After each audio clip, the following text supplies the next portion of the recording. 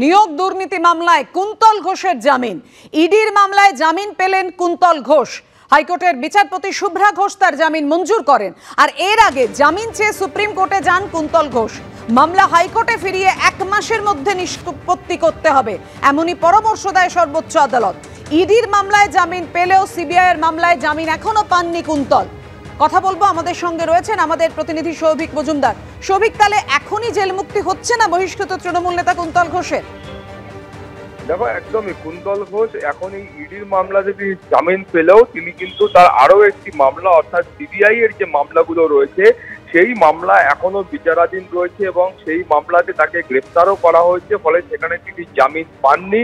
ফলে সেই কারণেই ইডির এই মামলার ক্ষেত্রে তার জামিনের আবেদন মঞ্জুর করা হলেও যেহেতু তিনি সিবিআই মামলায় এখনো জামিন পাননি, তাই তিনি এখনই জেল থেকে বেরোতে পারবেন না। তুমি জানো যে আজকে বিচারপতি শুভ্রা ঘোষ তিনি এই আবেদন মঞ্জুর করেছেন এবং মঞ্জুর করার পাশাপাশি তিনি কিন্তু স্পষ্টভাবে বলেছেন যে 10 লক্ষ টাকার বন্ডে তার এই আবেদন মঞ্জুর করা হলো। এর পাশাপাশি তাকে কিন্তু নিম্ন আদালতের যে বিচারাধীন এলাকা রয়েছে বা যে জুরিসডিকশন রয়েছে সেই জুরিসডিকশনের মধ্যে তাকে থাকতে হবে, সেখানের বাইরে তিনি যেতে পারবেন না এবং তিনি কোনো রকম বেআইনি বা অবৈধ কাজে যুক্ত হতে পারবেন না। তার পাশাপাশি তাকে বলা হয়েছে যে কোনো সাক্ষীদের হুমকি দেওয়া চলবে না এবং তাকে বলা হয়েছে তার কোনো পাসপোর্ট থাকলে সেটাও কিন্তু নিম্ন আদালতে জমা রাখতে হবে।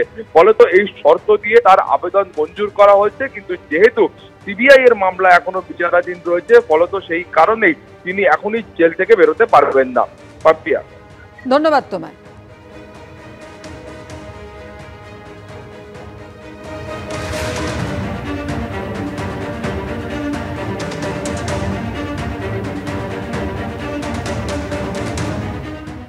বিনা অনুমতিতেই বছরের পর বছর রাজ্য মেডিকেল কাউন্সিলের রেজিস্ট্রার্ড পদে মানুষ চক্রবর্তীকে নিয়োগ। অবশেষে ঘুম ভাঙল স্বাস্থ্য ভবনের।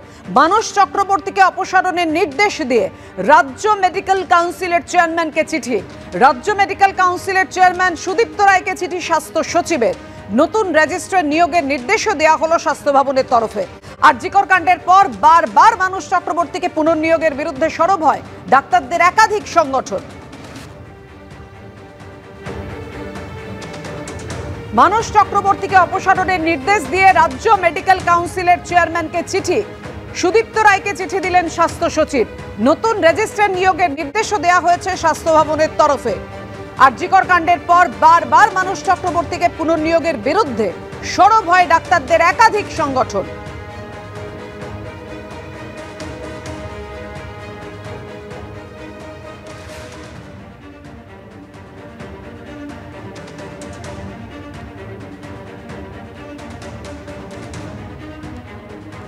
বিনা অনুমতিতেই বছরের পর বছর রাজ্য মেডিকেল কাউন্সিলের রেজিস্ট্রার পদে মানুষ চক্রবর্তীকে নিয়োগ, এই নিয়ে বারবার চিকিৎসকরা প্রশ্ন তুলেছিলেন।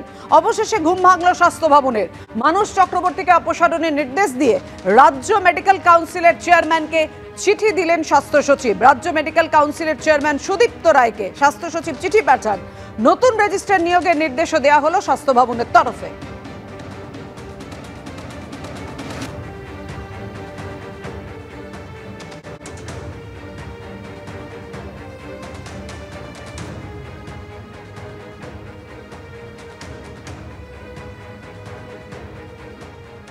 আমরা কিছুদিন আগেই আমাদের রাজ্যের স্বাস্থ্য দপ্তরের মাননীয় প্রিন্সিপাল সেক্রেটারির কাছে একটি চিঠি দিয়ে জানিয়েছিলাম যে মেডিকেল কাউন্সিলের রেজিস্ট্রার শ্রী মানস চক্রবর্তী তার অবসরের পর যখন তাকে পুনর্বহাল করা হয় সেই সময় তার যে সরকারের যে অনুমোদন সেটা নেওয়া হয়নি। এটা হচ্ছে 1 নভেম্বর 2019 থেকে, এবং অতি সম্প্রতি স্বাস্থ্য দপ্তর থেকে একটি চিঠি মেডিকেল কাউন্সিলের প্রেসিডেন্টের কাছে গিয়েছে। সেখানে আমাদের এই অভিযোগের যে সত্যতা সেটাকে স্বীকার করে নেওয়া হয়েছে। স্বাভাবিকভাবেই 1 নভেম্বর 2019-এর পর থেকে শ্রী মানস চক্রবর্তীর রেজিস্ট্রার হিসেবে তিনি যে আছেন এটা অবৈধ।